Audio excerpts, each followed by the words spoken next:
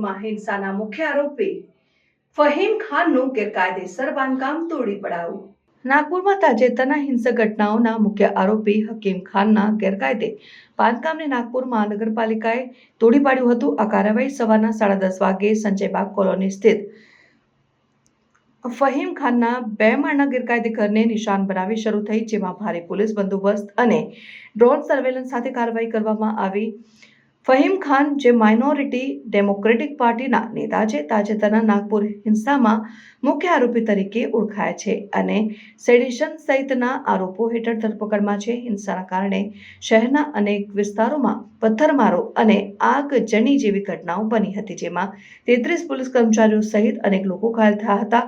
નાગપુર મહાનગરપાલિકાએ ફહીમ ખાનને ગેરકાયદે બાંધકામ દૂર કરવા માટે અગાઉ નોટિસ ફટકારી હતી, જેમાં બિલ્ડિંગ પ્લાનની મંજૂરી ન હોવા સહિતના નિયમોના ઉલ્લંઘનોનો ઉલ્લેખ કરવામાં આવ્યો હતો. નિર્ધારિત સમયમર્યાદા પછી પણ બાંધકામ દૂર ન કરવામાં આવતા મહાનગરપાલિકાએ કાર્યવાહી કરી ગેરકાયદે બાંધકામ તોડી પાડ્યું. મહારાષ્ટ્રના મુખ્યમંત્રી દેવેન્દ્ર ફડણવીસે હિંસાના કારણે થયેલા નુકસાનની ભરપાઈ દંગાઈઓ પાસેથી વસૂલવાની જાહેરાત કરી છે. તેમણે ચેતવણી આપી છે કે જો દંગાઈઓ ચૂકવણી નહીં કરે તો તેમની સંપત્તિ જપ્ત કરી વેચવામાં આવશે.